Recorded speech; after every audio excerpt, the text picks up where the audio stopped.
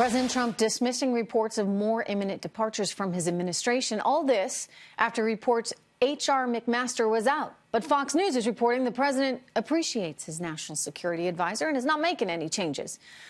That said, VA Secretary David Shulkin may be possibly seeing the door soon, under fire for ethics violations. And my next guest says he needs to go.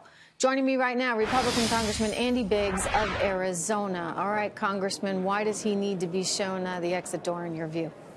Well, first of all, let's leave the ethics allegations aside, even though that may be enough for him to have to go. But let's talk about the fact that claim denials are still high. The appeals process is still long. The epicenter of the actual scandal that began is in Phoenix. We're not seeing the kind of improvement there that we need to see. I still get veterans coming in who need services. I can't get communication from the secretary or his office. He won't see me, but somehow he gets to Europe. We've got a lot of problems that he's not willing to address. I think there's a culture that needs to be changed, and the best place to start is with a change at the top, and then we can get to the whole culture and just clean out those who shouldn't be there, helping our veterans. So it's not working the way it should, in your view, and he's not doing enough of a job there.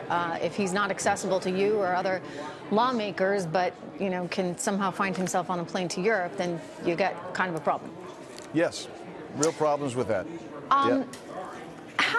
This is part of the overall issue, right, with government, and it's this issue of accountability because, look, in the market, if a CEO is not performing well, the stock trades down, and it's pretty obvious.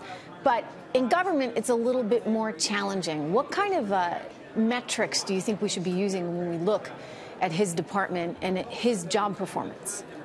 Well, I think you need to be looking at outcomes and results, such as, let's see, are the claims being processed quickly? Whether it's denial or whether it's an acceptance of a claim, they need to be done in a timely fashion. Are we delivering services? I mean, you have veterans who have a 30-day supply of medication, but for a renewal, they need to get approval, and it might take them 3, 4, 5 months to get in to see a doctor for an additional renewal of that prescription. So these metrics of outcomes, what are the services? I mean, it's a service organization. So all those metrics need to be derived from how they're providing services, the timeliness and efficiency of those services. Any idea who could do the job? I've heard Rick Perry. I've heard one of your colleagues. I don't want to speculate too much, but I think I heard that one too, Pete. Yeah, Pete. That's exactly right. I think either one of those people can provide a great leadership. I think leadership needs to come from outside. Shulkin came from inside. I think someone from outside is going to be able to bring a fresh look and clean it out and deliver the services the veterans need. Let me ask you about the other big topic today, and that's tariffs. It makes some economists quite nervous. We just had a free trade guy on from Cato saying he didn't like any of this, and he thought ultimately the American consumer would be paying the price and American jobs would be lost as a result of tariffs, specifically targeted at China. Can we handle a trade war right now? Are we already in one? We may already be in a trade war, and I will just tell you about tariffs. Just remember, we already have thousands of tariffs on the books. What made America great, we actually had tariffs in position for 70, 80 years when Republicans actually had the presidency for almost all of those 70 or 80 years, and we grew. But having said that, there are a lot of unintended consequences that may raise, such as consumer price increases.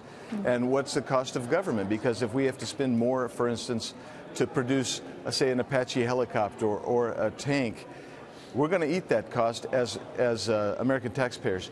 You have to be very careful. I think they should be targeted if you're going to do that, and be very specific how you're going to address those. I kind of think we should go all around the world right now and look at every single trade agreement we have and say, is this fair? Okay, it's fair. If it's not fair, let's fix it. And yes, if we have to exert some economic pressure on the likes of China or India to get it fixed, so be it, because we import more of their goods than anyone else in the world. And you probably want to make nice with your biggest customer. Well, that's absolutely right. I mean, look at South Korea and Japan, say Germany, China. All these have had high tariffs historically against the United States, and we've had a tremendous trade imbalance with them. We need to make sure that we have bilateral trade agreements that are fair. And I think that was the whole impetus between President Trump saying we need to revisit NAFTA, for instance. we need to make sure America gets a fair deal. We shouldn't be transferring wealth elsewhere, Listen, even though we're importing wealth too. I think it's really refreshing, because for so long corporate interests have been what has been represented there in Washington, and now we're starting to see a shift. And it's about time. Anyway, Congressman, thank you very much. It's good to see you. Thanks. Appreciate it. Good to see you again.